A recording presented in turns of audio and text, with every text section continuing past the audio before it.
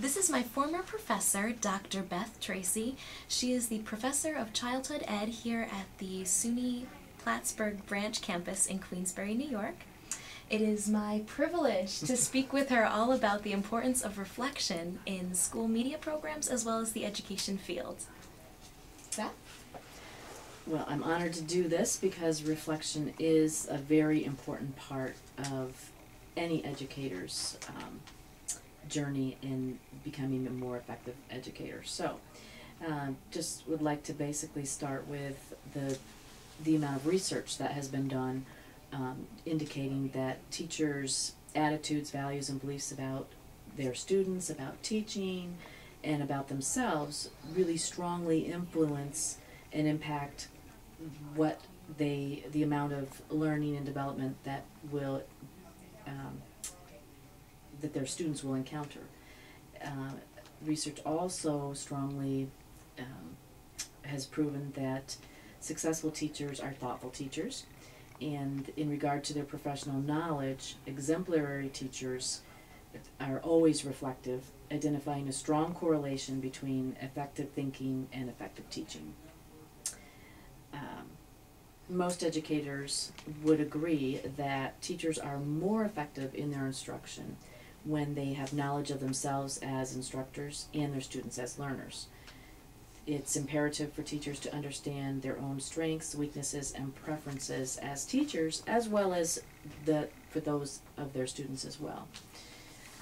They can use that information then in turn in the development of the implementation of their instruction. Reflection is also known as an inside-out process, including self-examination, evaluation, and awareness. And quality educators really need to be open-minded and positive in their thoughts and actions. And by being positive and open-minded, it causes a much deeper reflection, which obviously will help educators to improve in their instructional strategies, and thus impacting their impact with their learners. Absolutely.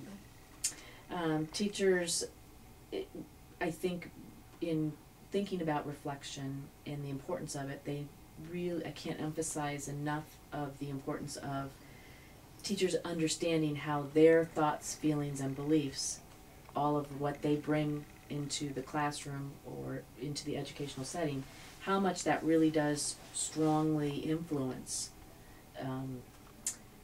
their professional development, their motivation, even their ability and willingness to reflect. All of the attitudes and values and beliefs just plays a major impact and a major role in reflection.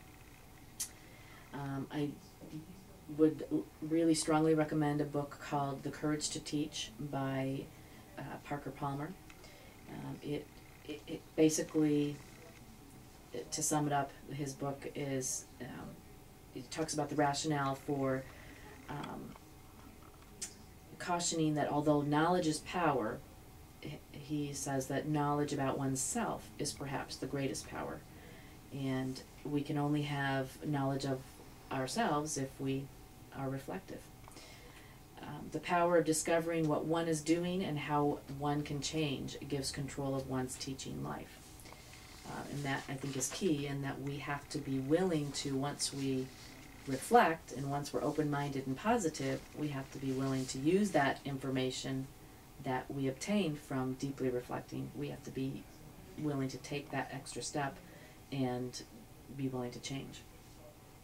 Individuals who are motivated to reflect deeply, to search for meaningful relationships between strategies and skills to be learned and their view of the world, are likely to really profit and benefit the most.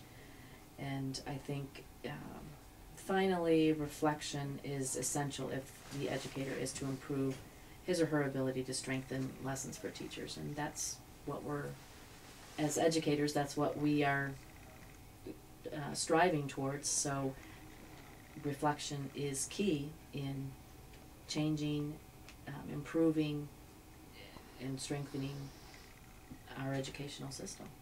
I couldn't agree more. Thank you so much. Is there a couple of great reflection questions that you've used in the past and find helpful? I think that in terms of questions, I think it's after every lesson, it would be extremely important and just absolutely critical to look at every lesson and ask yourself, first of all, obviously, looking at the objectives, were the objectives met? If not, if they were, why? So that can even help you, even though it was a positive outcome, it can still help you in further planning. So how were they met?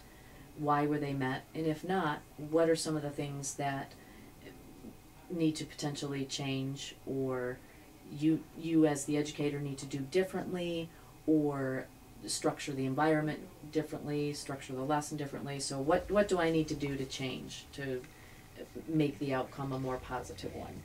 A couple of other questions would be possibly just even examining what were the successes, what were the strengths of the lesson, what were some things that possibly I might want to change, even not just specifically in regards to the objectives, but just the little minor details that go into the different lessons for students. So what were some of the successes? What are some things that I would want to change? And I think probably one of the most important questions is, what would I want to do differently next time? Is there anything that I could do differently to improve on the lesson? Even if you feel that all the objectives were met, I think it's important to understand that every year or every lesson, every time you're in an educational setting, you're going to have different students with different needs. So you're going to have to reflect to find out, how can I make this particular lesson meaningful in a lot of different situations and different settings. So reflecting what worked, why did it work, what would I change if I needed to change, and then why was it successful? What was it about this lesson that made it effective? And I think starting from that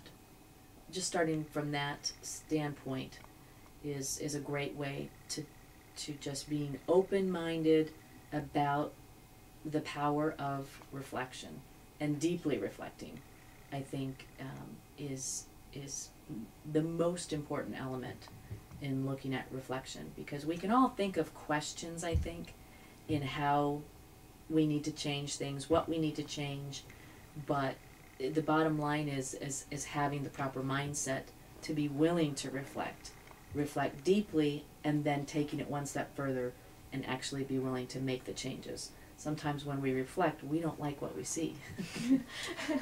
And that it takes courage to look at the bottom line. We as educators want to help our students be the most effective and learn the most that they possibly can. So we have to have the courage to say, I think I might need to take a look at some of my strategies and do the right thing and make those changes so that our students can benefit. That is terrific. Thank you so much for talking with me today, Not Beth. a problem. My pleasure. Thank you.